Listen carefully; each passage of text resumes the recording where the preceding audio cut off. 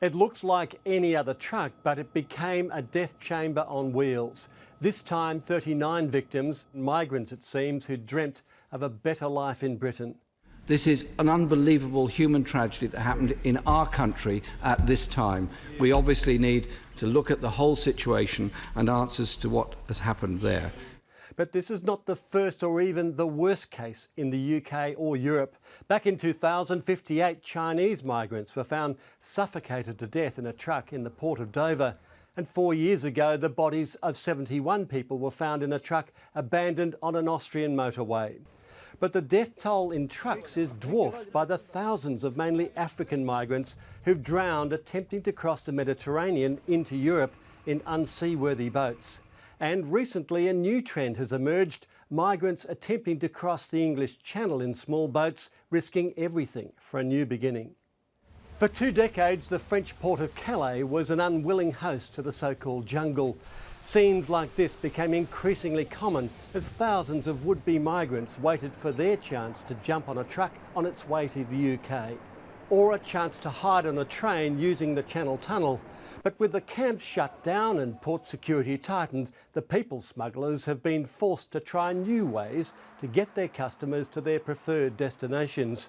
And all ports with links to Britain are now targeted, with trucks the favoured method of transport. It's estimated criminal syndicates are behind more than 90% of the smuggling operations to the EU. They charge as much as $20,000 per person. In 2015, criminal networks involved in migrant smuggling had an estimated turnover of between $4 and $9 billion. Police say gangs from Eastern Europe are behind much of the human trade. And the bulk of those attempting to get to Britain come from trouble spots like Eritrea, Iraq, Afghanistan, Syria and Iran.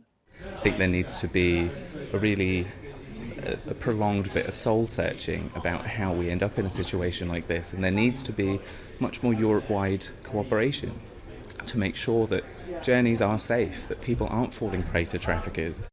Before getting to Britain, most migrant hopefuls enter Europe from 4 main routes: Spain and the West and North Africa, the perilous sea journey from places like Libya to Italy, through Poland, with the heaviest traffic coming through Turkey and then the Balkans. The smaller arrows here indicate secondary movements. But the price some people pay as they vie for a better life is too high. Just this year, there have been over 2,500 migrant deaths recorded worldwide, the largest number in the Mediterranean, of over 1,000 people. I've been covering this ongoing story for 20 years. I've witnessed people jumping on trucks, climbing the fences near the train, seen migrants hiding amongst the rail freight. In Calais, I've been in the various versions of the jungle, and in southern Spain, I stood on the beach as a boatload of migrants waded ashore and literally headed for the hills, leaving one behind dead in the boat. And in Hungary, Serbia and Austria, I reported on the mass migration of mainly Syrian refugees fleeing their country for Europe, especially Germany.